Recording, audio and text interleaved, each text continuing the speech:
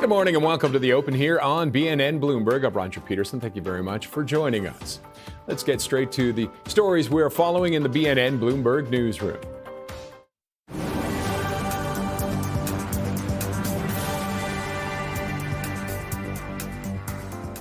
The United Arab Emirates has committed to investing $50 billion US into Canada.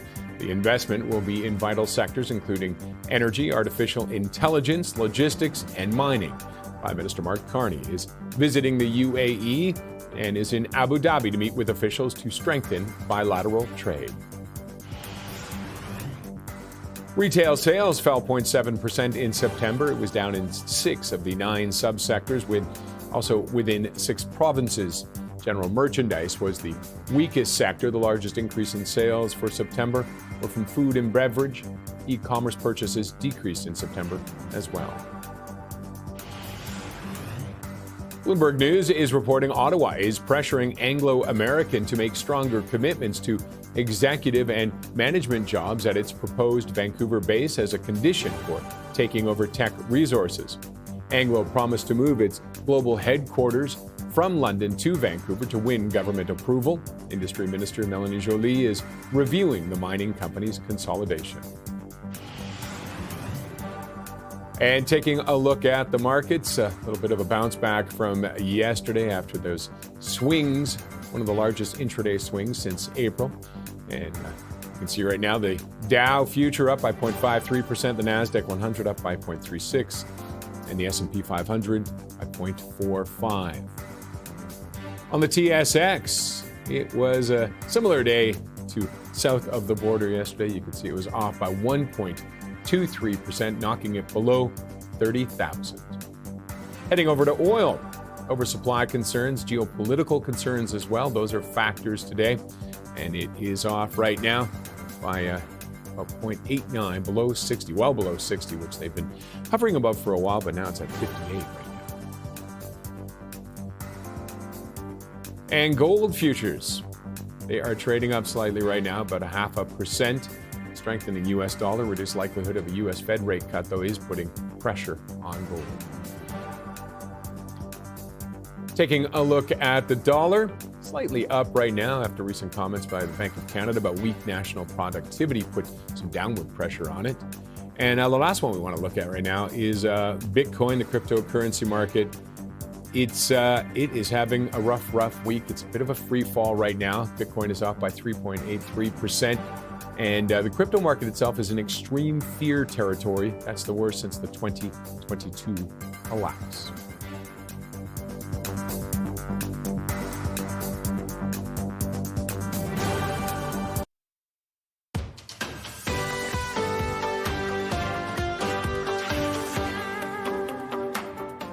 My next guest says fixed income investors who are used to Canadian and U.S. markets moving in tandem may have to change their playbook next year. Conditions are pointing to the front end of the Canadian curve moving lower in 2026, the front end of the U.S. curve going higher.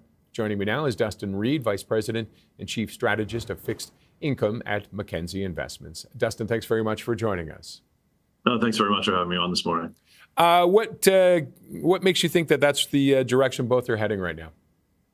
So I think on the Canada side that, with the bank having cut rates down to 2.25%, it's at a comfortable level at the bottom end of its so-called neutral range, the bank's own admitted neutral range. But we see some risk for the Canadian economy going forward with respect to housing, with respect to the reset in the mortgage market, with respect to the labor market, with respect to the macro outlook, and some risk maybe around USMCA. When you look at some of the balance of those risks, we think that the market, which is really pricing in nothing for the Bank of Canada whatsoever going forward over the next 12 months, when you look at the overnight index swaps, is probably not properly pricing in the risks that are ahead. So we see that the bank could cut once or twice in the first half of 2026, and that's not in the overnight price whatsoever. So that would be very constructive for the front end of the Canadian curve, right? Prices higher, yields lower. On the other hand, on the U.S. side, there's about 90 basis points priced for through the end of the next year, through the end of 26, after the Williams comments this morning. We think that's a little too much. We think the U.S. economy is doing okay. Clearly, the labor market is faltering, but it's clearly not panic. The AI cap spend seems to be quite strong. Consumer seems to be doing pretty well. Yes, it's a K-shaped economy, but overall it's doing quite well. Fixed business investment is decent. Equity prices and asset prices are doing well. So we think that some of those cuts that are priced in by the market need to get taken out. So you basically have a sell U.S. front end and a buy Canadian front end mantra, I think, going for the next 6 to 12 months. And what kind of a balance? Do you keep anything, or do you move from one side to the other completely? Yeah, I would look at it. You can look at it just outright, or you could look at it from a spread trade perspective. So if a spread trade perspective, it would be even DV01 on both of the trades. And one of the things you're talking about, the beta is going to be lower than historical averages. What kind of a factor is that going to be?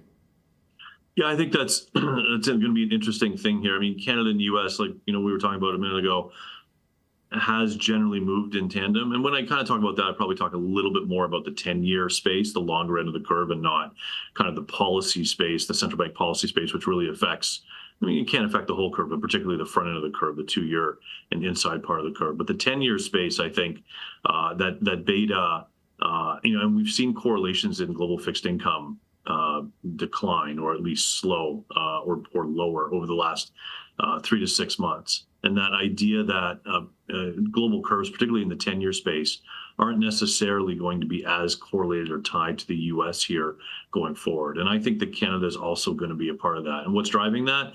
Difference in monetary policy, sure, but the fiscal policy story, I think, also, and the world just becoming less global, the world becoming de-globalized or decentralized, I think, gives global fixed income the opportunity to generate alpha in different countries, whether it's domestic, whether it's developed markets or emerging markets, and those opportunities, I think, are going to be more likely in terms of lessening correlations and lower betas, I think, over the coming 1 or 2 years versus where we've been for the past little while. So what are you doing then with the back end?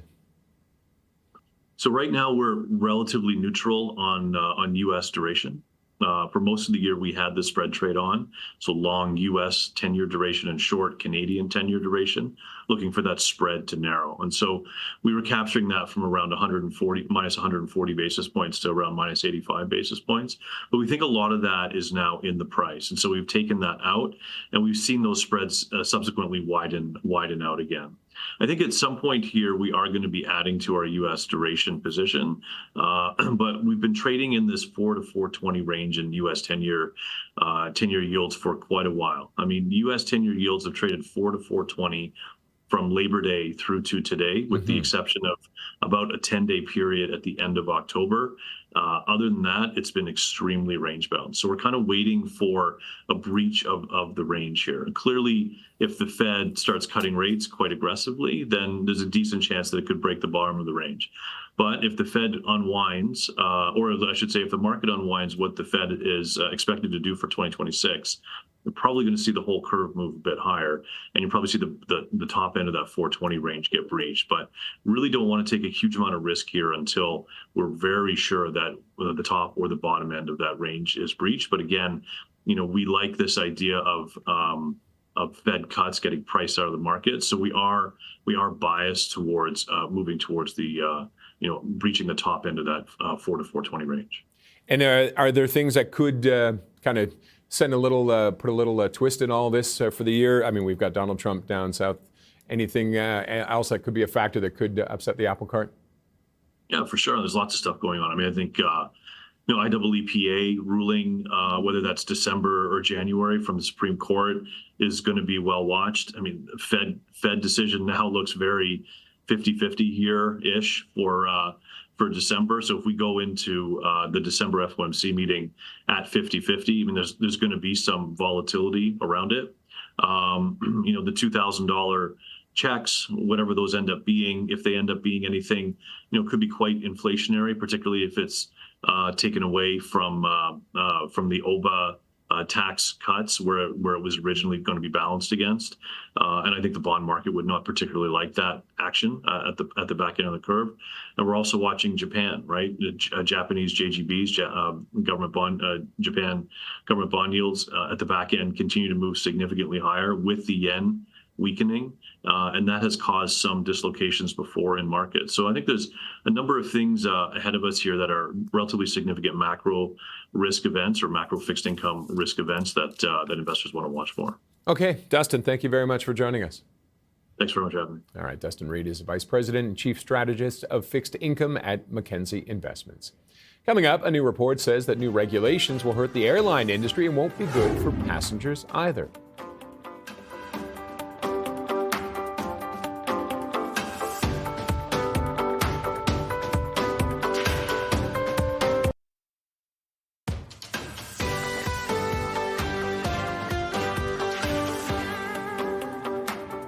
The Montreal Economic Institute says that the introduction of a new system for air passenger compensation being studied by the Canadian Transportation Agency, it argues, would ultimately raise their operating costs and raise ticket prices, hurting the competitiveness of Canada's airline companies. Joining us now to talk more about that, Scott Hurst from CTV News. Scott, thanks as always for joining us, sir. Let's talk a little bit about the new system and what would it entail?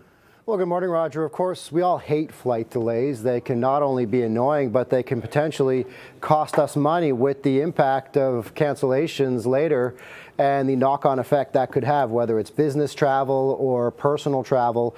It can cost you money. Now, right now, under the current framework, Roger, if a flight is significantly delayed or canceled for reasons within the airline's control, it must do several things: provide assistance first and foremost, offer alternative arrangements or a refund, and pay compensation for the inconvenience. And passenger compensation applies when the cause of the disruption can be linked to that airline. In other words, there's no fault if the cause is outside the company's control. Now, these amendments would then make compensation mandatory for all disruptions unless that disruption is under a very specific set of so-called exceptional circumstances. And the proposed amendments would ultimately impose a greater burden of proof on the airline, Roger, in addition to reimbursement. Okay, and now this is great for the customers, but what kind of an impact could it have on them as well, a negative impact? Yeah, that's the argument from the Montreal Economic Institute, the Canadian think tank, out with a warning saying it could mean heavier regulatory burden and potentially higher ticket prices, likely to raise the number of cases of compensation, increase in operating costs and financial charges for that airline, potentially passing that on to the consumer. And ultimately, they argue it could reduce regional service. Some remote destinations could be deemed too financially risky.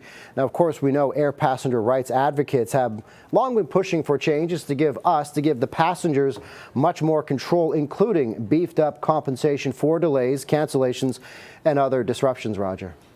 And where are we in the process? Is this close? Is it still months, years?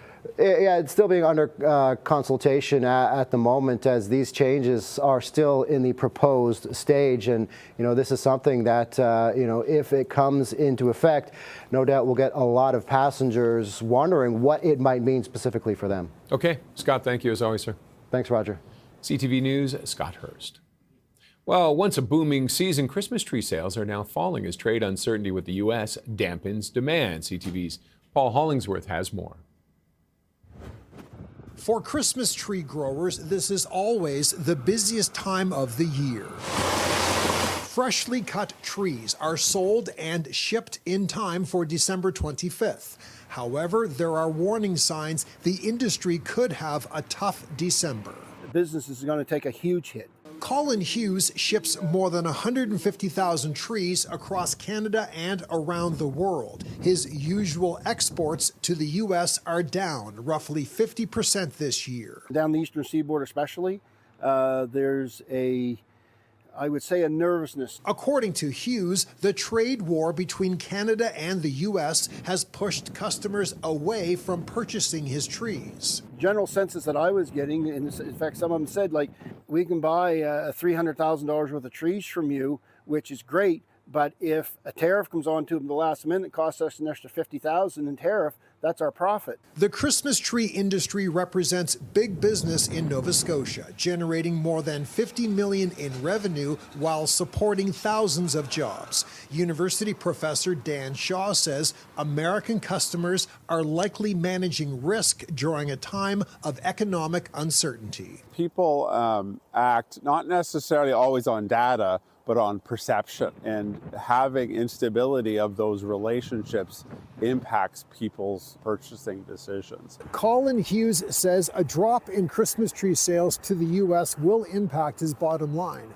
But there is possibly some good news. If fewer trees are sold in the U.S., more trees could be available for sale here in Canada. Orders are down this year, so there should be a surplus of trees locally. Hughes hopes tree prices in Canada will stay the same as last year, with a greater variety for shoppers to choose from, which could help boost his business. Paul Hollingsworth, CTV News, New Ross, Nova Scotia. After the break, we will get the latest Canadian retail data. That's coming up next.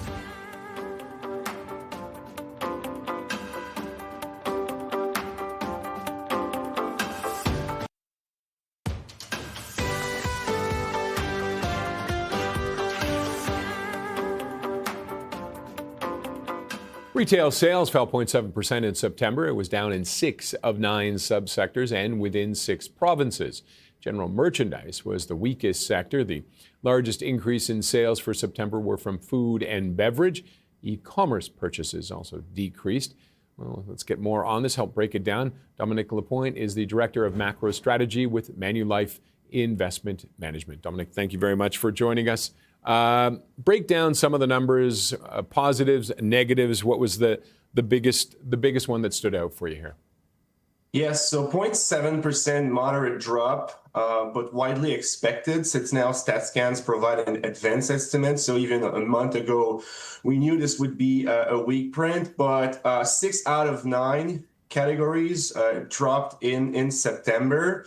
And you can see on people looking at the terminal that the core number is slightly positive, but that's mainly because gas spending went up, which isn't a very cyclical industry in most contexts. So overall, it's a weak month, and it's also a weak quarter. With September now, we have a good idea of how Q3 went. And it's a significant slowdown from Q1 and Q2. And again, in the current economic context, it shouldn't surprise viewers of the show. Is this tariffs now fully biting, or is this the economy? I think it's both. I think we could split Canadian consumers now in sort of 3 categories. You have people that still have their employment. They've had a decent or modest wage gain, so they're able to engage in the economy, spend more on discretionary items, buying a car, etc. Then you have people with, I'd say, moderate to lower income, and they're the people that are usually not engaging as much. They're still spending, but they're still spending on staple, and they're prudent into how they spend, and that we could tie it back to high interest rates, the high price for goods and services. Inflation slowed down, but goods are still expensive. Mm-hmm. And then you have a third category, which are the households that were directly or they're indirectly impacted by tariffs in the cities and in the regions where they've hit. And these people, obviously, they're going to be more careful about their spending. So in the end, you still have some consumption going on at stores, but there isn't a lot of pricing to be increased there. Do you have a breakdown on those 3 groups? Is there any way to break down percentage-wise what those numbers are within the country, or no? We don't. So, but if you read it's surveys from the Bank of Canada, a survey of Canadian financial consumer, then you realize is that when you ask them the question, how many people are holding back on spending based on the context, it's 50%. 50% of Canadians. And in between those 50%, when you ask them why, they're going to cite high interest rate, they're going to say high price of goods and services, and also high housing costs. So obviously the other 50% that are saying they're not holding back on spending, we could assume that they're working in industries that are impacted by tariffs or industries that overall their absolute level of wages is enough so that they can afford past inflation and still engage and still buy. Now, I was looking at discretionary retail sales up 3% for the year. Is that first group, do you think, that's driving that you mentioned? Not entirely, but we would assume that yes. And I'd say it's a different phenomenon than what we see in the U.S. Right? In the U.S., there are more surveys that we have access to, and in fact, people that report lower income, their lower quintile of income, are planning to spend more in percentage term than people with higher income. So I think Canadian consumers in general are slightly more cautious than American ones, which also leads to the fact that our savings rate now, national savings rate, is as close as the U.S. Well, before, back a couple of years, it was lower. And just focusing on going back to the sectors, automobiles taking, I think, was it the biggest hit that automobiles took? Yes, last month, automobiles put downward pressure on retail sales. In fact, sales for automobiles are down for the year. What we saw, I think, is post-pandemic, a big backlog into demand for cars. There were a lot of issues getting cars into the country. Then prices rose, and people that wanted to buy a car actually were able to. And now we're seeing the inverse impact of that backlog, which is that demand is a little bit lower. Prices are still high, and interest rates to finance an auto loan are still somewhat elevated. So the demand is lower for new motor vehicle sales in Canada. So what does all this say pointing forward into the next 3 months of the year and into 2026? Very hard to envision that it will pick up.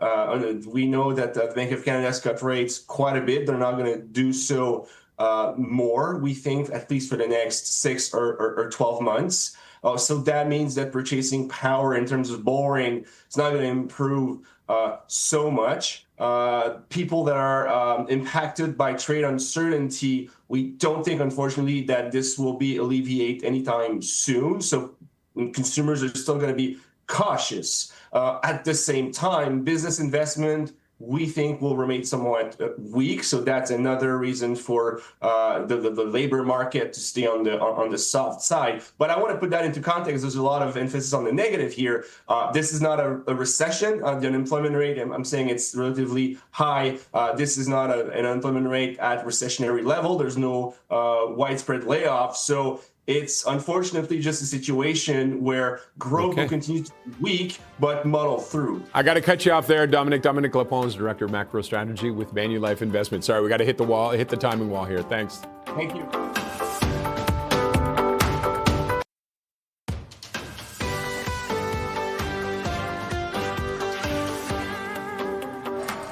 There you go. Time for the opening bells of the NASDAQ. Jack Henry and Associates ringing the opening bell, and for the New York Stock Exchange, it's Fidelity Investments ringing the opening bell, but nobody ringing the opening bell at the TSX. Time now for the first 15. This is BNN Bloomberg, and trading is just getting underway. Let's check in on the equity markets, and you can see the markets already bouncing back, responding to yesterday. It was a wild ride yesterday, on their way up right now. The TSX up 0.12 after dropping below 30,000 yesterday. The S&P 500 up by 0.56 right now. The NASDAQ 0.63. They saw some of their biggest intraday swings yesterday.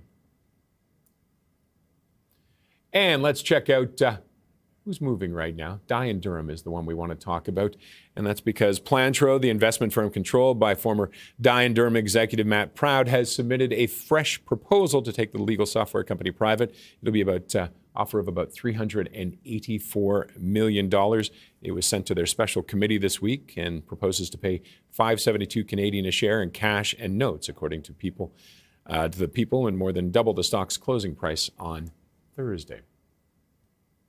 And for movers south of the border, we are joined now by Jeff Morgan, Deputy Team Leader for the Bloomberg News Equities team. Jeff, thanks as always for joining us. Yeah, my pleasure. Thanks for having me. It's that delay. Sometimes I forget who's got a delay or not.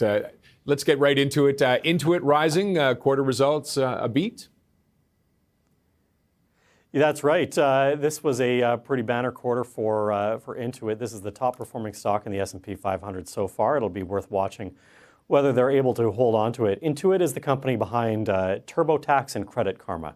So these are these are kind of the consumer brands that we most often think about when we hear Intuit. And yeah, just a really strong quarter and a good outlook for them. They continue to see and they think they are confident that they'll be able to meet double-digit revenue growth and margin expansion this year. As I said, this is the top-performing stock in the S&P 500 so far this morning. But worth watching. They haven't had a great year overall. They're only up about 1.5% coming into today. So whether they get a little bit of an extra lift today, whether they can sustain that momentum, that will be worth watching. That's a pretty confident statement to say they're going to double it. They have kind of addressing that confidence, saying that they are indeed confident that they will be able to double. See revenue growth. Pardon me, expanding by double digits. So they're not doubling it. Oh, okay, sorry, I misheard. 10% or 20%. Yeah, no, that's all right. All right, Ross Stores is next. Claims his momentum is building into the holidays. Right, that's right. Yeah, Ross Stores is one of the top performing stocks also on the S&P 500 so far this morning. They are rising partly because of their view on holiday sales, partly because they also got two price target boosts, both from Citi and from Barclays this morning. That's on the back of their better than expected quarterly results. And yeah, part of the momentum here is not only coming from the holiday spending, which they see being strong, and that's a bit of a read-through, could potentially lift some other retail names, as that holiday spending has been something that a lot of analysts have been focused on, whether that's going to come in strong. And the other part is from what they're calling their women's fashion retail line. So a lot of strong sales from there. The company, as I said, is one of the top performers so far this morning in the S&P. And Woods ARK doing a little buying right now. The ARK, yeah, that's right. This is worth watching. So this is NVIDIA. Cathie Wood's ARK Innovation Fund has bought shares in NVIDIA for the first time since August. Obviously, NVIDIA is kind of the story of the market right now. And that will be the stock to watch once again today. NVIDIA started the day off very strong yesterday after better than expected third quarter results on Wednesday night. That move wilted and evaporated over the course of the day, and as a result, so did the index moves. But now we're seeing that there were a few investors buying, and ARK, Cathie Wood, over 93,000 shares she bought in NVIDIA yesterday. So taking advantage of some of that weakness, it will be worth watching because we did see such a wilting of that move over the course of yesterday, which, as you mentioned, as I was coming on here, that yeah, this is worth watching today. Okay, we'll leave it at that. Jeff, thanks as always for joining us. Jeff Morgan is the Deputy Team Leader for the Bloomberg News Equities Team Stocks. Coming up, we'll get perspective on this week's market volatility and find out why investors are feeling so anxious. We're with John Zechner of J. Zechner Associates.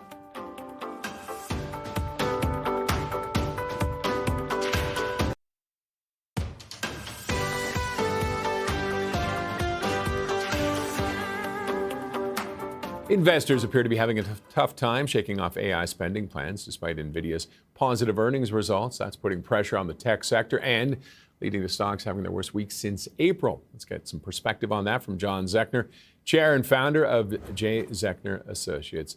John, thanks as always for joining us. Hey, morning, Roger.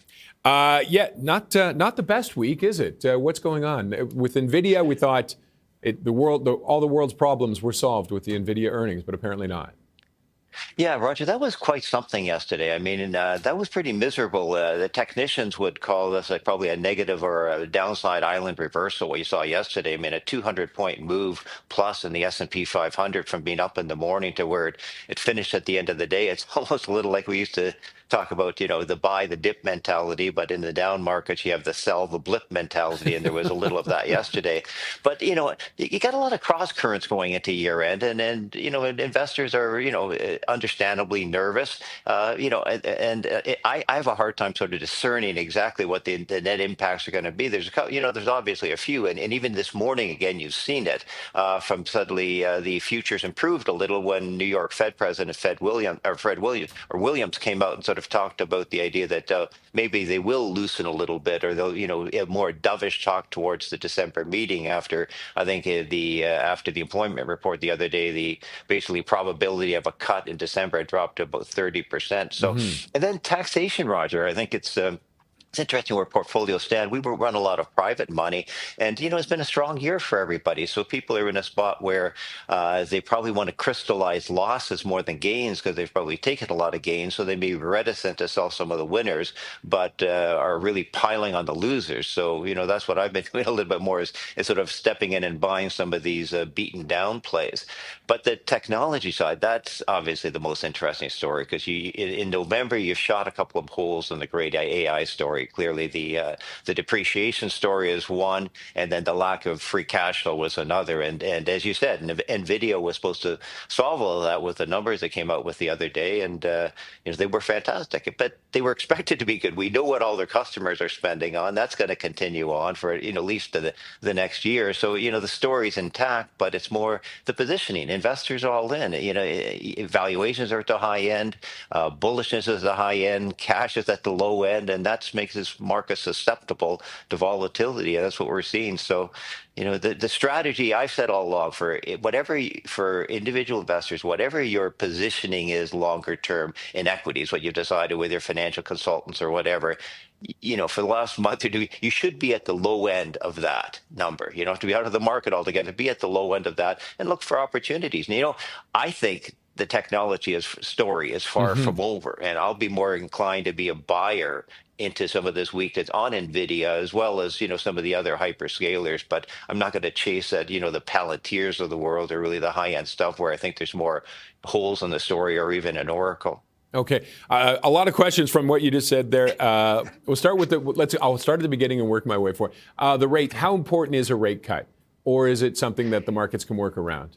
A Fed rate cut? I think what you're starting to see is the rate cuts becoming pretty important just to the mentality overall, the liquidity argument. And I think that one will solve itself, Roger, because I think in the end, rates are going to go lower this year. Maybe not in December. December is a coin toss because you've got a lot of the Fed governors that are still a little more hawkish. The inflation data hasn't come down. They haven't, had a lot of data to go on, and the economy is not necessarily falling apart. So, they've done 2 cuts. I could sort of see them staying on the sidelines. But I think as we go into next year, my inclination is that you will get more cuts simply because the economy is slowing down. The employment rate's going slowly higher.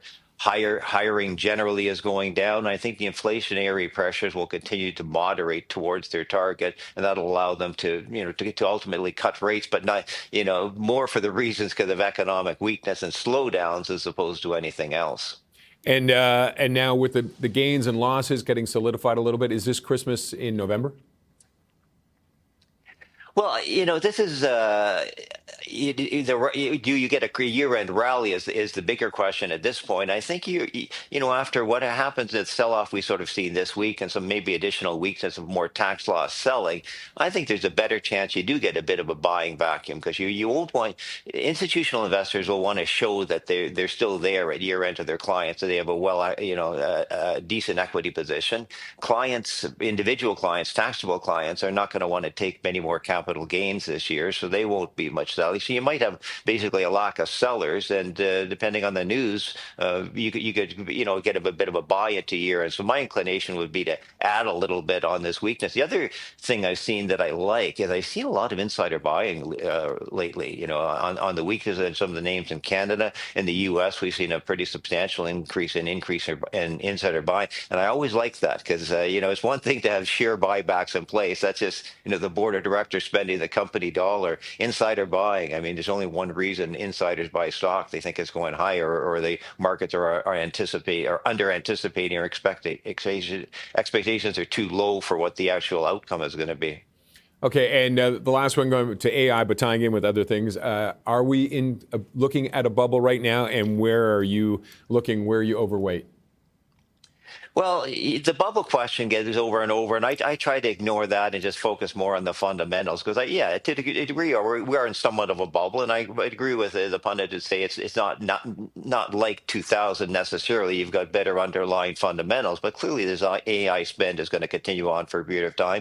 But Roger, at some point there has to be a return on investment here, and I think this is a bigger question: is where is all that spending going to start to turn around? You can put trillions of dollars into it at some point. You've got to see money coming out the other side, and that was the problem in 2000. All that fiber went into the ground. It took years and years to get a return on it.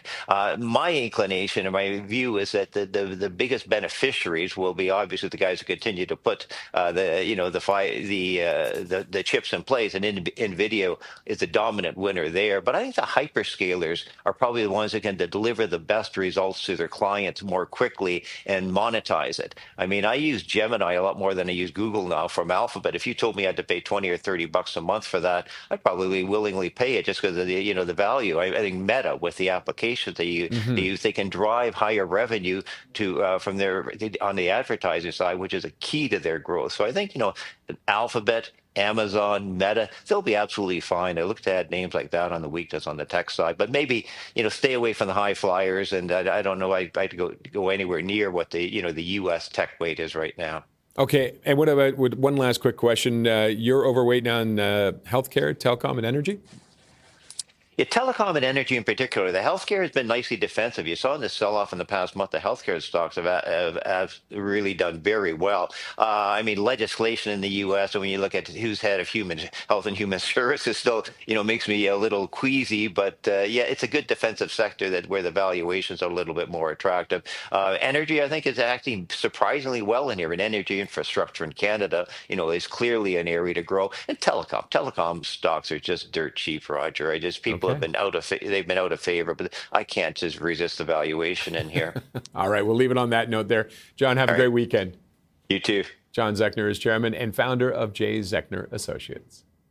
Well, yesterday on Market Call, we were joined by David Burrows. He's CEO and CIO at Barometer Capital Management. He was covering North American large caps. His top picks were Tamarack Valley Energy and GE Aerospace, TVE.TO and GE.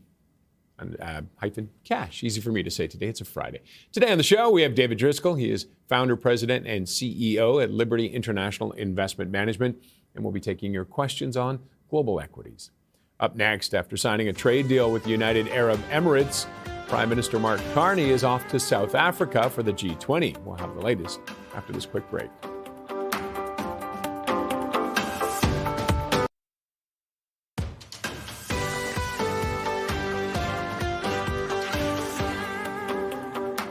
Prime Minister Mark Carney is set to depart the UAE for South Africa as he heads to the G20 summit.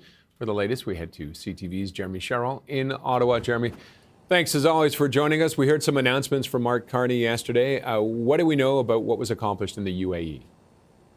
Yeah, Roger, quite a few things, actually. What we heard from the Prime Minister yesterday was this new investment pact that has been agreed upon by the two nations, but also a promise to start negotiations for a fulsome trade deal between Canada and the UAE. And what we've heard since then from the Prime Minister is that he actually expects that trade deal to be signed within a year. So that is a significant pledge to sign a trade deal with the United Arab Emirates at a time when Canada is looking to diversify its trade partners.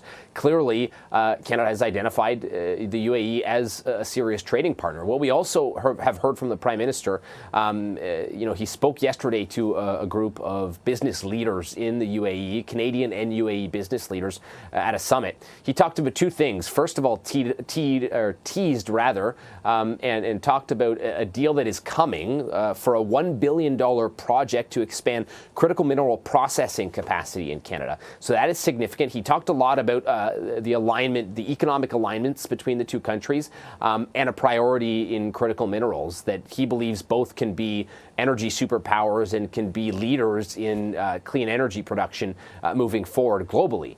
We also heard from the Prime Minister that he has secured a $70 billion investment, the equivalent of $70 billion Canadian, from the United Arab Emirates government. We don't know all of the details of those investments, a timeline and when they'll be rolled out, or specifically what the money will be invested in. It's expected it'll be in sectors like mining, like AI, like energy. The details of all of that will come, but a significant influx of spending in the Canadian economy by the UAE government that was secured during this trip. And so the Prime Minister leaves now for this G20 Leaders Summit in Johannesburg, having made some serious progress when it comes to a trading relationship with the UAE.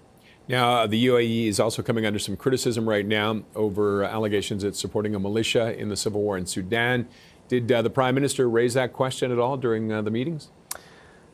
Yeah, what we're told, the Prime Minister says that he did raise Sudan. It is part of what was discussed with the President of the UAE. We don't know the details of that conversation or specifically what was said, but we've been assured by the Prime Minister that it was brought up during discussions. As you've touched on, the allegations have been made that the UAE government has been supporting a militia in Sudan. Those allegations made by human rights groups, and the government in the UAE denies those allegations. But what we do know is that the Prime Minister raised those concerns during discussions with the President. Okay. Jeremy, thank you for that. Anytime. CTV's Jeremy Sherrill. Coming up, we have 10 stock picks for the year ahead, including one AI.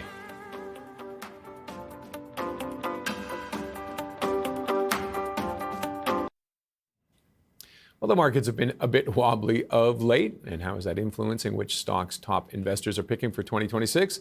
Let's bring in BNN Bloomberg contributor John Ehrlichman, who has a story about this on the BNN website. John, thanks as always for joining us. Of course, is the host of Investing Channel Ticker Take on YouTube. So busy time right now. Lots going on, and you got a ton of stocks here that you want to get through. So let's get right to it, shall we?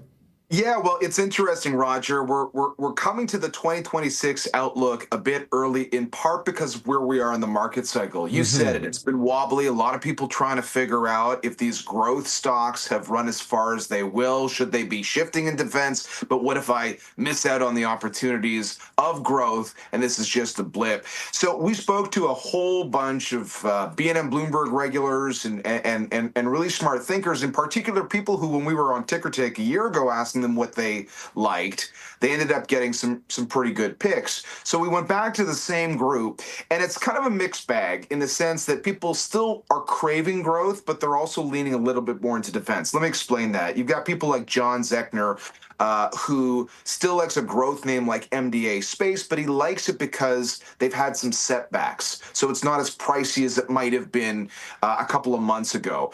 Teal Lind, a longtime BNN Bloomberg guest, who likes a company like Pinterest because it's a growth stock, but the valuation is more attractive than some of the other tech companies. So that's the theme I saw with growth. And then you've got other investors who are leaning into defense. Andrew Pink of LDIC likes Exchange Income, just because they've got a very steady, Eddie, predictable business tied to aerospace. Greg Newman of Scotia McLeod likes a telecom like TELUS, just because he thinks there's an opportunity to have more like a single or even a double rather than having to get to a home run. It's quite the mix, though, isn't it? It is. Yeah. Various sectors on this one, so you can kind of have a good balance here. You went out of order with me, so I lost a couple of the other ones that you were following. Tesla's in there as well. Yes. Well, this is interesting because on the AI front, like, I think if you ask people, are you still picking AI names? There's different components. So Kim Bolton, longtime tech watcher and BNN Bloomberg guest, he likes Tesla because of all the parts of where the company could be headed, including AI. And then there's the power theme overall. Like, we spoke to Sam Stovall of CFRA, and he said, when you've got an up year, like we're having this year, it's quite common in the next year for the top three sectors to continue to outperform. One of those groups, utilities, which is why he likes a company like NiSource, which is feeding into the AI boom. There's all sorts of other AI companies that sort of came out in the conversations we had. A lot of them, though, fit into that power theme. Doug Clinton, a tech watcher, likes First Solar, a company that is as the name suggests, all about solar, which maybe got a little less attention than natural gas or nuclear this year. So I think everyone's just looking for the stuff that maybe hasn't run as much, that still has a compelling thesis around it. Okay, and have we got all of the, did you get Agnico Eagle Mines? Let's talk about.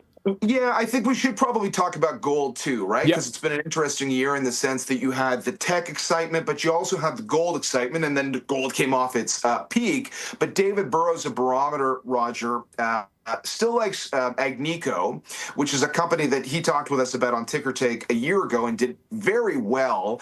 A, because he thinks the bull run for gold is going to continue, even if it has a pause point. And B, because interestingly, in the case of Agnico, the last time we had a gold bull market, this was a star performer, and he likes the management team, and he likes the fact that the cash flow picture has improved dramatically based on what they have to produce at, their cost, and where gold is today.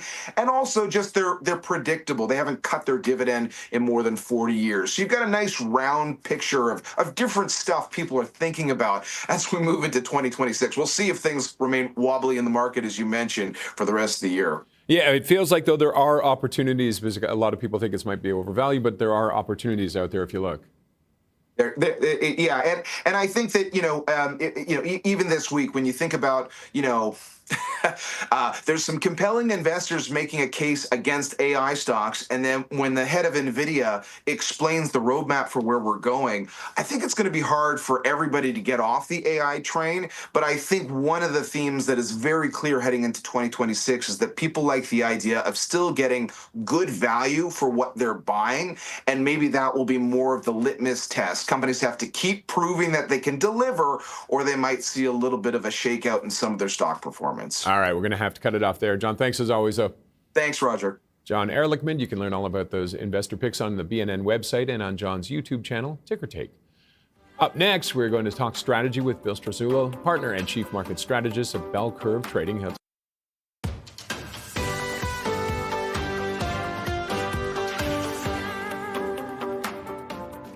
Welcome to the second hour of The Open. I'm Roger Peterson. Thank you very much for joining us. Let's take a look now at some of the stories we're following in the BNN Bloomberg newsroom.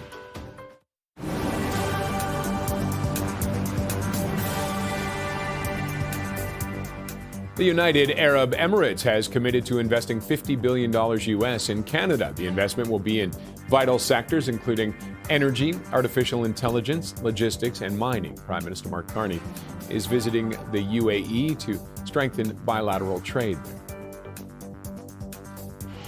Dye & Durham has confirmed an unsolicited bid from Plantro. The legal software company says its strategic committee is currently reviewing the proposal. Bloomberg reported earlier that Plantro's takeover bid is valued at $384 million and proposes to pay more than double Dye's closing price on Thursday. Dye & Durham shares have dropped 85% this year, largely due to a $1.6 billion debt. It faces a potential default due to late financial disclosures. Bloomberg News is reporting that Ottawa is pressuring Anglo American to make stronger commitments to executive and management jobs at its proposed Vancouver base as a condition for taking over Teck Resources. Anglo promised to move its global headquarters from London to Vancouver to win government approval. Industry Minister Melanie Joly is reviewing the mining company's consolidation. And let's take a look at the markets right now. And little bit of a bounce back after yesterday's wild ride. Saw some of the biggest swings, intraday swings since April. The TSX, it is up right now, 0.14%. And south of the border, upward swing continuing there as well. Let's take a look at that again, those crazy intraday trades. You can see the Nasdaq's almost a wash right now, up 0.04. S&P 500 up by 0.21, and the Dow up by 0.33.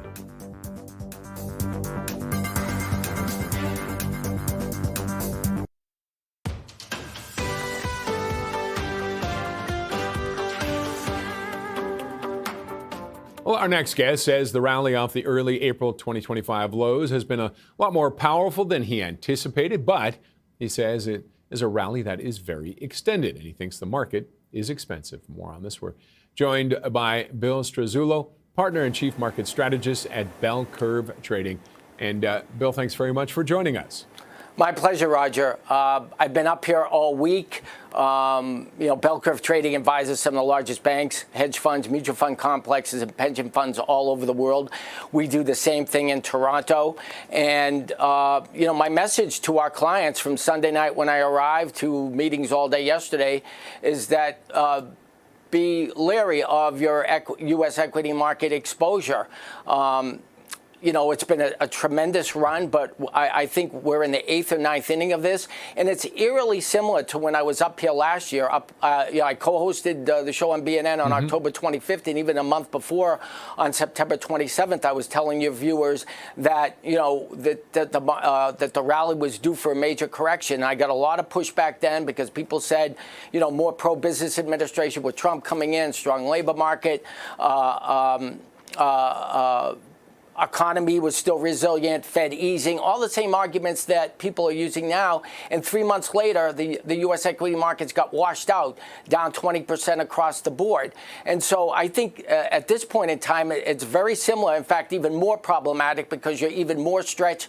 The valuations are even more expensive. And so what I would tell to your viewers is that we've had a great run and take a few chips off the table. There's nothing wrong with, pumping the brakes and taking your exposure down a little bit, because I think we're going to be in for a rocky ride.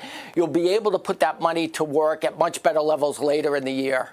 All right, let's talk about first. You said it was a little more powerful than anticipated. What caught you off guard? What didn't you see there?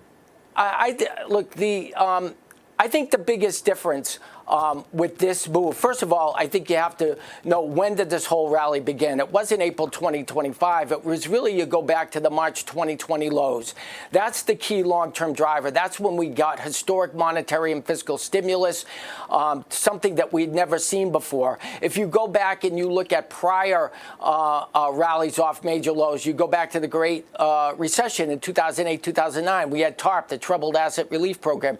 That was $400 billion, of which not even all of that was spent. You fast forward to the rally off the pandemic lows, we're talking $5 to $10 trillion in monetary and fiscal stimulus, orders of magnitude higher than we've ever seen before. So I think part of the challenge in trying to see where this rally tops out is, trying to gauge a rally where we've had monetary and fiscal stimulus that's absolutely unprecedented. So back in April, we in February of this year, we tested kind of the beginning of the target area off the March 2020 lows. We had the major bounce in April. Basically tested the end of the target range off the March 2020 lows. And I don't think the rally from April of this year is a whole new bull market. I just think it's, basically finally getting those final targets off the pandemic lows. So you think the market is extended? Just how extended? In a significant way. I mean, our objective in the S&P 500 was like 6,000 to 6,500. A third standard deviation move off the March 2020 lows takes you to 7,000, 7,200. So you're very deep into this. You really rarely extend a rally this much. And I'd say the TSX is similar. Could you push the S&P 500 to 7,000, maybe 7,200, possibly? Could you get the TSX up to, 31,000, 32? Sure. But the point is not to try to top ticket, not to try to say what's going to be the ultimate high or what day the market's going to top out. That's a loser's game. You're right once, you're wrong 1,000 times. The real exercise is to say, at what point in the rally do we have just as much downside as we do upside? And at that point, we get off the bus, because it's a coin flip. And I think at this stage of the rally, Roger, we have a lot more downside than we do upside. I'm going to guess the NASDAQ, there's a lot more downside in your eyes. Absolutely, because the way how this works. The ones that go up the most, that really blast off and make the highest moves to the upside, they also fall the hardest. So I would think on the downside, and we saw this in February with the sell-off, the NASDAQ from the February highs to the lows in April sold off 25%, the S&P 22%, and the Dow 18%. So on this down move, I would think that the NASDAQ 100, these big technology stocks, are going to get hit the hardest. And what do you think might trigger an even quicker a quicker drop? You see it coming. What might trigger it earlier than you expected? Well, we could be in the process of it right now, Roger. I mean, you don't just wake up one day and say, okay, the bull market's over. The markets are like a series of dominoes. The short-term trends break, and then, that leads to a break in the intermediate term and long term. And we've already been telling our customers that the shorter-term trends are breaking. In fact, we've been bullish for months, and just in the last probably week or so, for the first time, we're getting our clients short. So I think we're already beginning to transition from a strong bull market to now something that's more of a two-way trade, and that's the transition step to ultimately putting in what I think will be a major top in the market. Okay, we're going to leave it there, Bill, and we're going to talk gold coming up after the break. But this is Bill Struzzolo, partner and chief market strategist at Bell Curve Trading. And as I said, when we come back, we're going to talk a little bit about gold and get his thoughts on that record run it's looking at. It's up again today, 0.19%.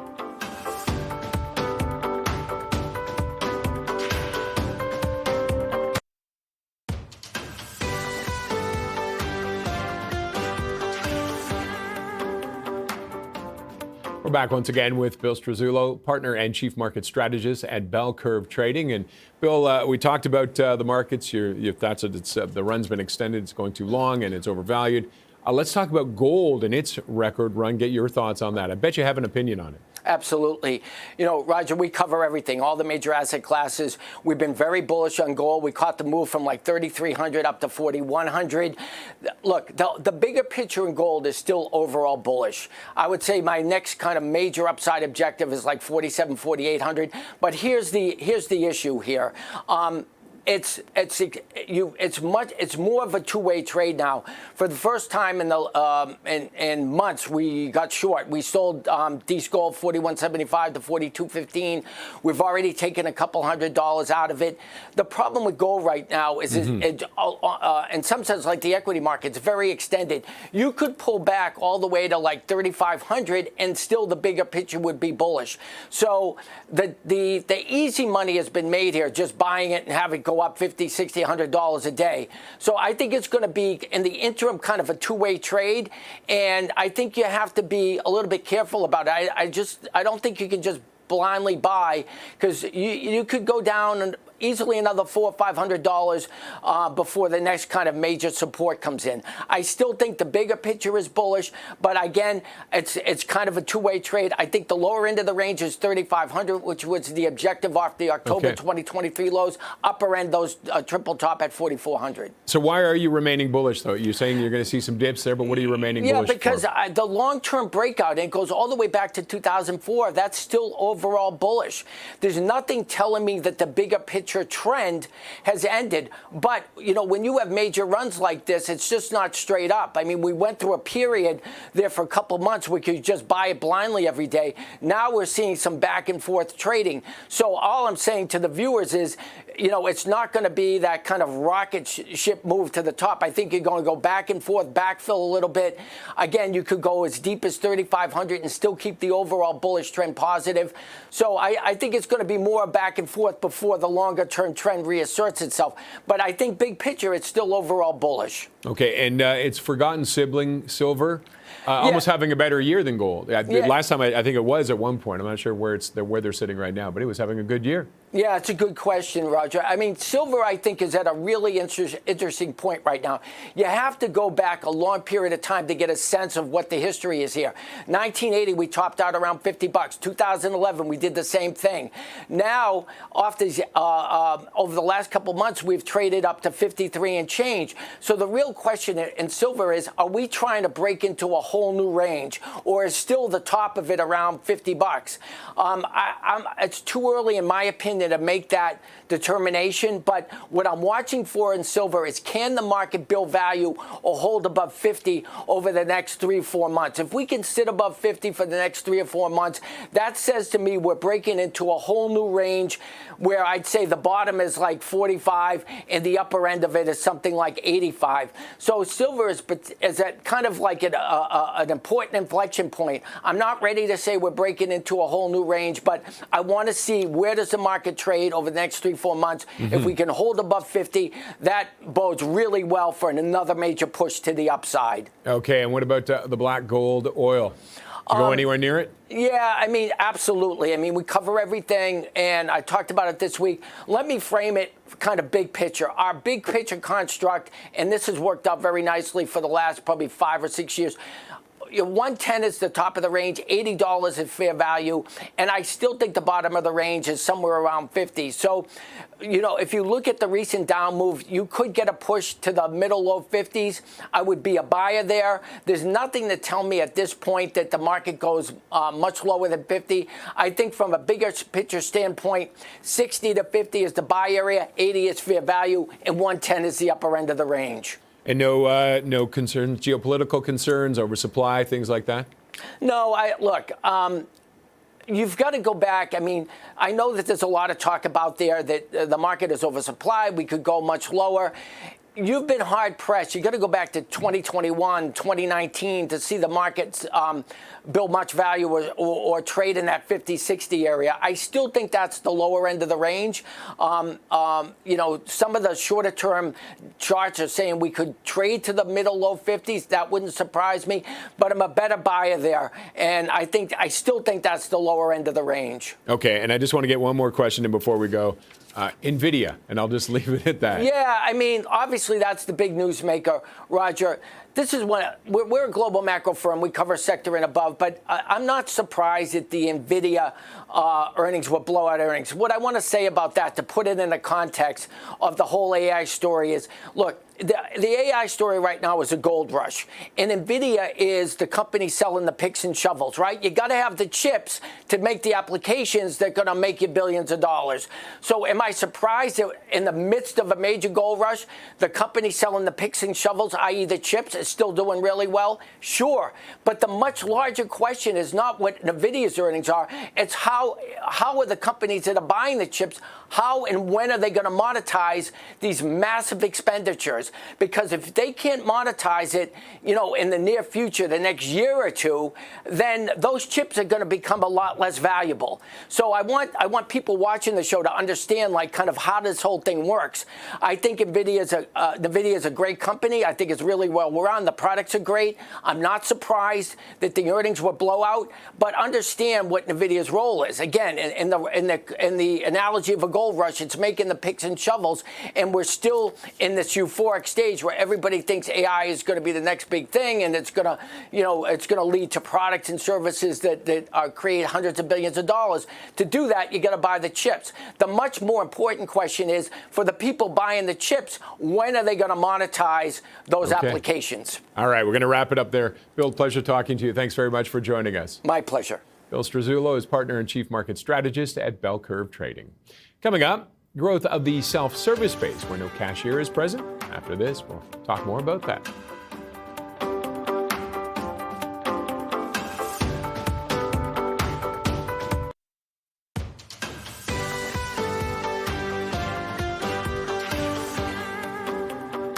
Well, if you've gone to a store lately, of course, you've noticed those self-service payment sections, and they appear to be growing, along with self-serve kiosks in hotels, airports, restaurants, and even in the healthcare sector. Nayax is a company that helps businesses process cashless payments. Joining me now is Yair Nechmad, CEO of Nayax. And Yair, thank you very much for joining us. Thank you. Let's talk a little bit about your role, your company's role within this industry. And right now, it's definitely a growing industry. It is a very growing industry. My role is the CEO, co-founder of the company. For the last 20 years, we've built a full ecosystem, and we can call it a platform, to enable unattended and self-service to be a cashless society and beating the cash. And this is rolling for the last 20 years, and we see the future as well. We project $1 billion revenue, and we see this is coming very strongly towards Nayax. And where are you pushing at? Where are you growing the company? What are your markets now? So today we are spread in more than 120 countries around the globe, from the US, North America, South America, Mexico, Brazil, Europe, and Asia, and now coming to Africa. So basically, international, we cover almost a major part of the world.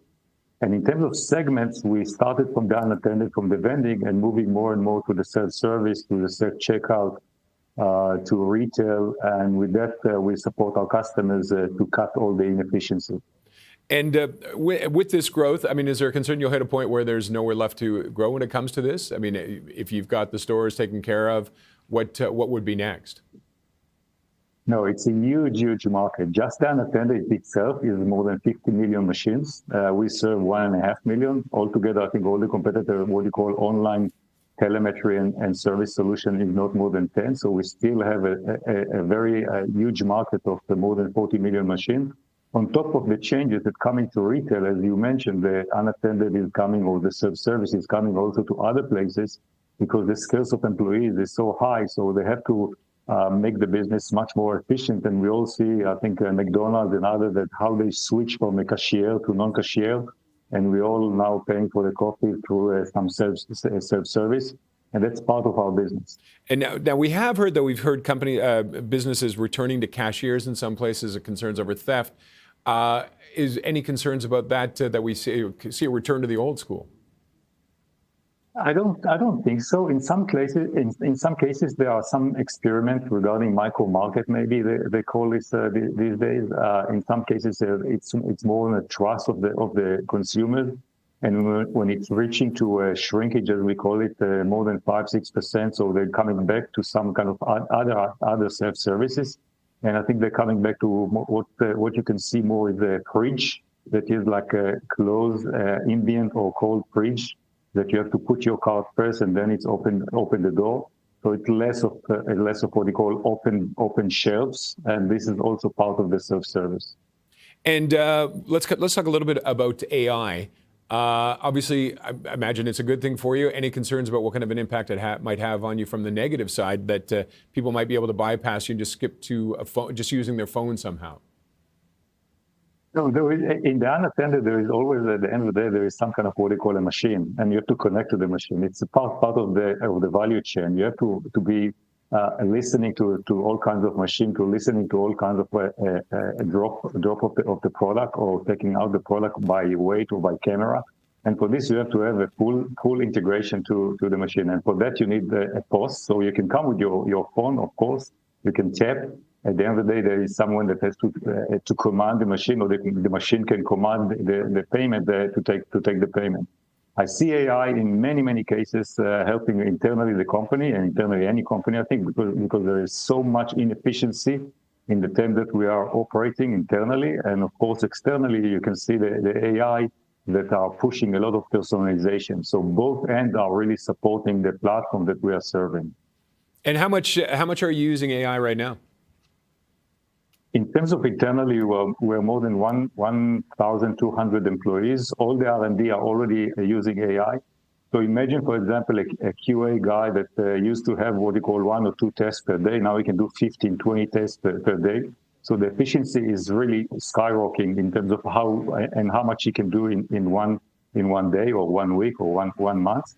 And this is very, very strong. In terms of the personalization, we're working very hard to bring into the platform a lot of products. Like if you take the inventory for the retailers and you combine this with the personalization that they need to sell, potentially something that is come up from the prompt from the AI, you have to bring what you call the relevant product to the relevant consumers with the relevant time.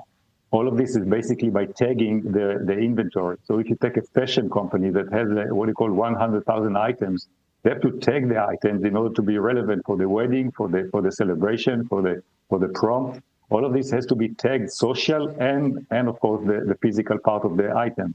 And putting a product like this will help a lot to the AI to find the right product. And from this, you can also buy the product immediately. You don't have to go to the website.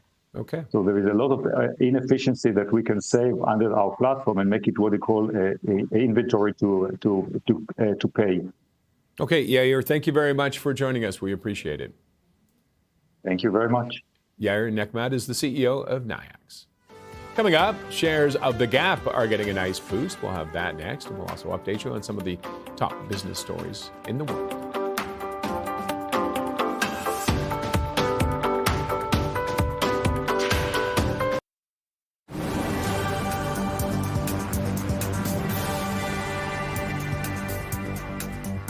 United Arab Emirates has committed to investing $70 billion in Canada. The investment will be in vital sectors, including energy, artificial intelligence, logistics, and mining. The announcement comes on the heels of Prime Minister Mark Carney's visit to Abu Dhabi to strengthen bilateral trade. Carney also says Ottawa is finalizing a $1 billion project aimed at expanding Canada's critical minerals processing capacity. Consumer spending across the country slowed in September. Data from StatsCan shows retail sales fell 0.7% compared to the month prior. Sales were dragged lower by a drop in receipts at auto and parts dealers, with vehicle sales seeing their first decline in 3 months. Meanwhile, consumers spent more at food and beverage retailers. In a flash estimate, StatsCan predicts retail sales were flat for October. Shares of Dye and Durham are surging. The legal software company has confirmed an unsolicited bid from Plantro. Dye says its strategic committee has received a conditional and non-binding proposal, and it's currently under review. Bloomberg reported earlier that Plantro's bid to take Dye and Durham private is valued at $384 million and proposes to pay over double Dye's closing price on Thursday. Dye and Durham shares have dropped significantly this year, largely due to a $1.6 billion debt, but up 16% today. Taking a look at the markets, you can see it's a mix, almost a wash for the TSX right now. After an early morning surge, it's only up about 0.05%. S&P 500, similar situation, up by about 0.1%. NASDAQ trying to bounce back after yesterday's crazy intraday swings. It is up 0.26%. And for more on that, we're now joined by Bloomberg's breaking news editor, Lara Sandley. Lara, thanks as always for joining us. Lots going on. We've got Warner Brothers is the big one. Everybody apparently wants it. Everyone does. They have received several bids for parts of the company or all of the company, and those bids are coming from really big names. We have Comcast, we have Netflix, Paramount, Skydance, all putting in their offers. And so Netflix and Comcast here are eyeing the film and TV sections, which are home to a lot of classics like The Sopranos, like Harry Potter, versus Paramount. Skydance is in for the whole entire thing, including outlets like CNN and Cartoon Network. So Paramount Skydance is expected to further boost its offer after its last one was rejected. But we're really seeing a lot of players getting involved here in a deal that could be significantly large for Hollywood. After Warner Brothers has been in high demand, I believe it had multiple suitors in the past month, multiple suitors in the past few months. It had 4 owners in about 7 years if this deal happens. So that's quite a big turnaround here for Warner Brothers. And so still, even with multiple suitors and a lot of money on the table, the board is not expected to make a final call on who will own parts or all of the company until Christmas. So this is something that's been in the news quite a while, and we're definitely watching as shares go up this morning. Okay, and Ross Stores heading into the Christmas season, a good third quarter for them? It is a good third quarter. They also posted a sales boost, and we're really seeing a lot of budget-conscious consumers turn to Ross and turn to these discount retailers. They said their same-store sales climbed 7%, overall revenue up 10%. The CEO is crediting a lot of new marketing campaigns, and they said that they have this strong momentum going into the holiday season, which, as we know, is all important for retailers. I want to note that this follows a lot of strong results from their rival, TJX, which also saw shoppers going to these cheaper options. So analysts predict that this discount strategy, that this cost discipline could really drive a strong holiday season, which the CEO acknowledged as well. And it's a really bright spot for retailers right now. Okay, yeah, the Gap backing you up on that one. It beat the quarterly sales as well. A similar trend we're seeing here with Gap sales beat, as you mentioned. Outlook is raised, and what they pointed to here is celebrity collaborations. They have a lot of influence and participation from famous people like Gwyneth Paltrow, for example, who helped with the higher-end Gap Studio line. And the interesting thing about this is that helped bring in more affluent customers. So Gap is having a mix between the more affluent customers and the lower-income customers, too. So they have the refreshed inventory, the buzzy celebrity collaborations, and an overall brand refresh that seems to be paying off here as well. And this follows, as we just mentioned, strong results from Ross, TJX, Walmart, and we're seeing this trend of retailers doing pretty good this season and that they're winning over cost-conscious consumers. Okay, we'll leave it at that. I now know where to go shopping. Lara, thank you for that. Bloomberg's Lara Sandley. Well, sources are telling CTV News that Alberta and Ottawa are close to a pipeline agreement, but approval from BC and Indigenous groups remains a challenge. CTV's Annie Bergeron-Oliver has more.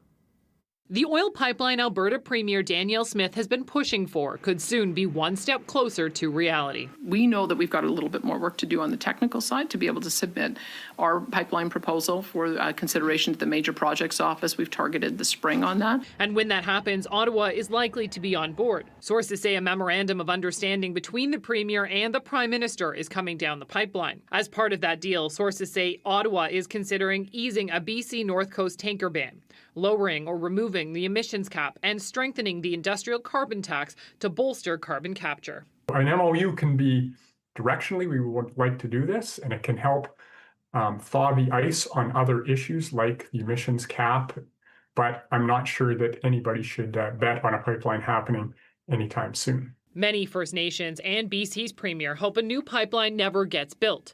If Ottawa makes changes to the tanker ban as part of this deal to make it happen, David Eby fears major energy projects underway in his province could get scrapped. For them to be able to go ahead, we need the support of coastal First Nations. It is fragile. They are not enthusiastic about these projects, but they're willing to tolerate them in exchange for protecting the coast from a heavy oil spill. Ottawa says it wants BC's backing, but also has suggested it doesn't need it. BC will be consulted, but BC doesn't get a veto because, as I've said, jurisdictionally, a pipeline that crosses more than one province is in the federal bailiwick. The energy minister says talks with Alberta are constructive and that Ottawa will have more to say in a few weeks. And that was CTV's Annie Bergeron-Oliver.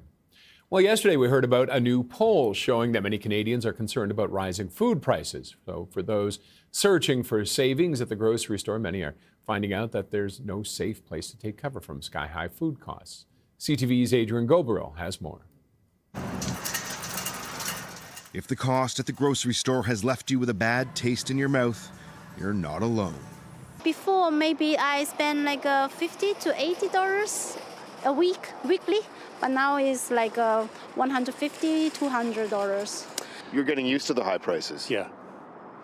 Fact of life, I guess. Food price experts say those looking for a deal in the aisles are quickly learning that at the moment, there's really no safe place inside a Canadian grocery store. This month's inflation report found that food prices in October rose by 3.4%, down from a 4% spike in September. So as of right now, any incremental decrease in food inflation on a month-to-month basis isn't being felt by Canadians. Because the challenge that we have with food inflation right now is that it remains way above general inflation. Leading the way when it comes to the priciest pickings at your local grocer, the meat counter. 2 chicken breasts, it used to be like $7, now it's like $15-20 for 2 little chicken breasts, right? All chicken prices are up 23% year to year. Ground beef is up almost 22% as well. Proteins in general is almost 40% of all the money you spend at the grocery store. With the federal government dropping counter tariffs against the U.S., there is a hope that the rate of food price inflation will continue to decrease and finally be passed down to consumers as stores slash prices to keep loyal customers coming back for a second helping. Prices here at the grocery store remain elevated and have exceeded overall inflation for 9 consecutive months. Adrian Gobero, CTV News, Toronto. Coming up on Hot Picks, we'll zero in on 3 plays in the gaming and leisure sector. Stay with us.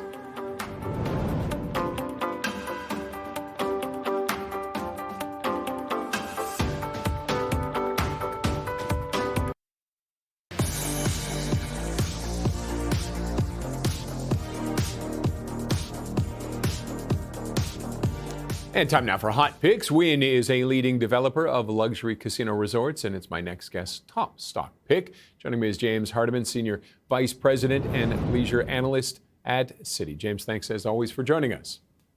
Thanks for having me. Okay, I'm going to get the joke out of the way. You're willing to gamble on Wynn? I'm done. Absolutely. I'll show myself out. No, well done, well done. Yes. So, I mean, the real thought behind Wynn is that they are, a premium operator of premium properties that target premium customers. And so much of what can explain what we've seen in our sort of consumer discretionary coverage in recent years has been the idea of this K-shaped economy, right? Mm-hmm. And I get the question from investors all the time: what are the best equipped companies to navigate such a divergence between the high end and the low end? And I think Wynn is at the forefront of their ability to do that. As we think about the Las Vegas Strip, right, which is where they have one of their main properties. It was a rough summer on the Strip, but it was primarily those sort of middle income, value-oriented properties that really struggled over the summer, whereas Wynn's properties did quite well. And so they've got exposure to a recovering Vegas, but they're also in pretty good shape as we sit here today. And then as I think about their Macau business, Macau, China, where they have a couple of properties, that's actually a market that's outperformed expectations this year, and there's some real opportunities for Wynn to gain share there in the months to come. And then I guess last, please. No, sorry, go ahead. No, go ahead. Go ahead. I'll jump in the after. last point I was going to make. There's some idiosyncratic. So as you'll see with all these top picks, like these are companies that have exposures to trends that we think are favorable, or a lack of exposure to trends that we see are being unfavorable. But then in addition to that, there are some idiosyncratic factors, right? Company-specific factors. And for Wynn, that's the fact that they're going to be opening the first casino in the Middle East, right? They're going to be opening what's called Wynn Al Marjan in the UAE in 2027, and that's a big opportunity for them. I was just looking with the China, you mentioned Macau, and they even have a wine award. Like, so they're looking at different opportunities, right? That's right. That's right. As you think about that premium customer and what they care about and what's going to move the needle for them, I think for decades, Wynn has had their hand on the pulse of that customer, and that is really paying dividends in the current environment. Now, any concerns about it being hit by any potential downturn with the markets? Yeah, look, I mean, they are at the end of the day a consumer company, and so if we see sort of broader recession, I think everything that I cover, which again is consumer discretionary, in a lot of cases, big ticket consumer discretionary is going to get hit. But as you think about sort of what my job is, and a lot of my counterparts' jobs are, is it's picking relative winners and losers. Okay. And so as we think about their particular exposures, right, the customers that they're targeting in, that's a customer that's going to outperform. All right, I want to get the other two in that you want to talk about. Carnival as well. It looks like the cruise lines are back. Yeah, I've been back and better than ever. And who would have guessed that a handful of years ago when we were coming out of COVID, and it felt like COVID was the really existential threat to the cruise industry, because so many people that I talked to, they were already, I think, weary of going on a cruise. You're hearing, I would never go on one of those things. And it is cruise consideration today is actually 50% higher than it was in 2019. Take a moment to take that in. Yeah. You were looking at 6 in 10 Americans that would consider taking a cruise in 2019, and that's more like 9 in 10 today. Now, the actual penetration is way less than that, and therein lies the opportunity, right? That people are considering it. Getting them across the finish line is certainly a big opportunity. And Carnival, again, they've got exposure to a cruise industry that we think has a lot of secular tailwinds. But then in addition to that, they've got some company-specific initiatives. Most notably, they just opened their own private island destination called Celebration Key. 2026 will be a year, and the first full year that they're going to have that island open, which brings with it a whole lot of benefits as you think about consumers' interest in going on their particular cruises and going to their particular destinations. So really compelling story there as well. So I'm curious that from 6 and 10 to 9 and 10, is it that saying there's no such thing as bad publicity? The pandemic scared everybody about it, but it also raised awareness of it. No, I mean, I think that was definitely bad. The concern that you were going to get stuck on a cruise ship and or catch some communicable disease. I would make that small exception for that press being bad press. No, I think the cruise industry has gotten better in terms of the product that it delivers. Part of that is these incremental offerings, these land-based islands, most notably Royal Caribbean opened what's called Perfect Day at Coco Cay, which has been an absolute home run. All of these things have happened at a time when I think traditional vacations, land-based vacations, have arguably gotten worse, right? They're more expensive, right? Hotels are more expensive, and in a lot of cases, service levels have gone down because as these hotels have had to deal with higher labor costs, they've cut back on staff and service. I'm going to jump in because I just want to get in the last one. BRP. Yeah, sorry, we've been talking a little too much. My apologies. Canadian manufacturer, snowmobiles, off-road vehicles, boats, one of my faves. What do you like about it? Yeah. Great company, great management team. Although the longtime CEO is stepping down, and they're in the midst of a CEO search. It's a segment that seems like it's gaining steam really over the summer, right? Off-road vehicles.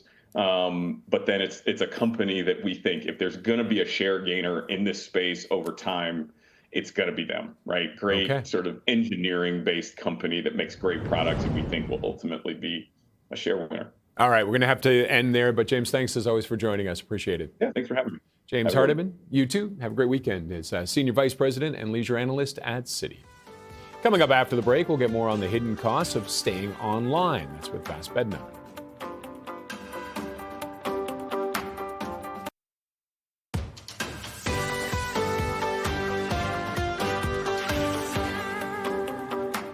If you want to use popular digital services, our next guest says chances are you're also fueling the AI products that these companies then sell back to you. We're joined by Vas Bednar, Managing Director of the Canadian Shield Institute for Public Policy. Vas, thank you very much for joining us.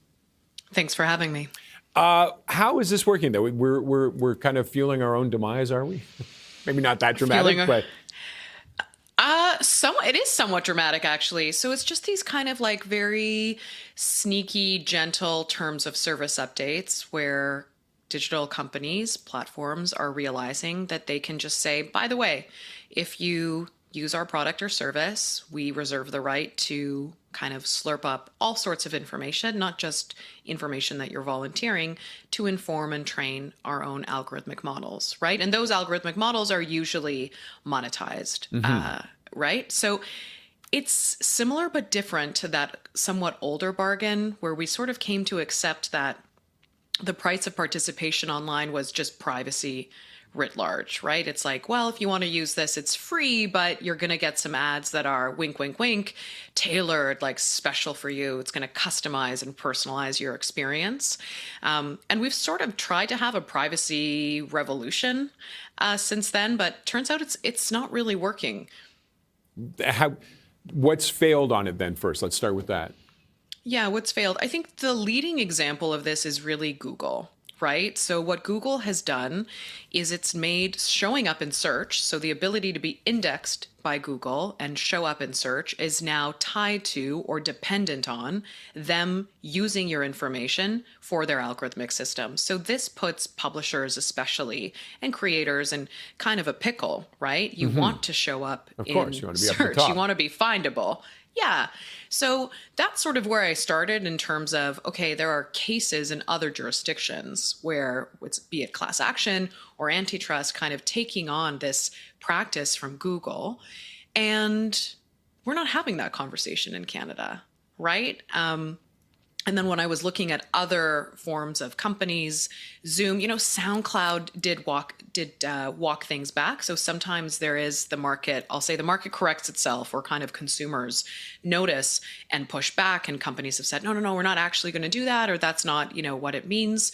But again, we have to take them at their word because we're also under enforcing. So for Canada, the opportunity is really, we know that everyone's anticipating an update to our privacy legislation, but are we really going to be able to talk and think about what this trade-off means? But is the cat out of the bag already on this? Are we trying to put it back in? Is that possible?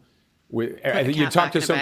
Yeah, I feel like I could do it. I tried it once; it didn't mean? work well. But because so many people you talk to, they just say, "Well, it's just a little information. I give them whatever." Yeah, or they're sort of, we're a little bit defeatist, or we're like, that's the price. Yeah, better is possible. A different bargain is possible. I mean, because it happens online, that intangible economy, it's harder to notice. But if we had other transactions, right, where something was being taken from us just because we wanted to walk, into or buy a store, right, that something was being extracted, that the store was then selling. This is an imperfect example, but trying to we would feel more shocked and maybe have our shoulders up and our elbows up more. And yet this is increasingly, again, a price we're paying, but not necessarily one that's appropriate. And I think the fact that most companies are not doing a press release, right, or a major announcement or having an event to let us know that they're doing this, they're really just refreshing some fine print online, lets us know that they're kind of in on it too. And they know that people may not love this, but they're trying to get around that. I mean, LinkedIn, even if you opt out with the changes that LinkedIn introduced in Canada a couple of weeks ago, and by the way, feel free to add me on LinkedIn, but even if you turn off their AI stuff, right? Yeah. Even if you turn it off, the past years, right? The past, 15 years of your information, not just information that you type, but jobs you look at, people you creep, what times you go on, all this information stays, of course, in their algorithmic models. They are reserving the right to all of that information from the past for their algorithmic systems that they will monetize, charge us access to, charge other people for. What's going on? So how do we protect ourselves then? If the government's really not stepping in right now, not having that conversation, can individuals, can we either protect ourselves and block that information, or can we try and monetize it? And say, yeah, you can have my info, but it's going to cost you. I don't think it's going to work to monetize it ourselves. That's come up, in different ways in the past. How can we capture value? I love the thought, right, of people pushing back in our collective power. Yes, there are, opportunities often if you really click around on an individual basis to sort of get out of this. But here, I think it's actually, we do need policy leadership. I think it's a good moment for Canada as we're figuring out, becoming more alive and awake to those weaponized interdependencies, to say this is the standard, this is the kind of country that we want to be. And through privacy legislation, through competition, or maybe through something joint, right? Canadian publishers could bring a class action suit or a private case to the Competition Bureau, to Google, to say this is ridiculous, inappropriate, overstepping, abuse of dominance that we won't stand for, that's inappropriate. That's what, I'm hoping I can help spark a little bit more conversation there by just doing one of the things that I do pretty well, which is the storytelling and diagnosing of the problem. But for an individual right now, we're pretty much along for the ride. We're almost out of time. We're pretty much along for the ride, aren't we? Right now, we are along for the ride. That is the bargain. If you want to use most digital systems, you're just agreeing that they can have your information volunteered and inferred. Yeah, that's it. And I guess we're going to probably have to leave it at that because I think we're almost out of time. But Vass, I'd love to continue this conversation, but we're running out. Thank you very much for joining us today. Thanks for having me. Vass Bednar is Managing Director of the Canadian Shield Institute for Public Policy. That wraps up this edition of The Open. Morning markets are up next with Lindsay Biscaya. Have a great day.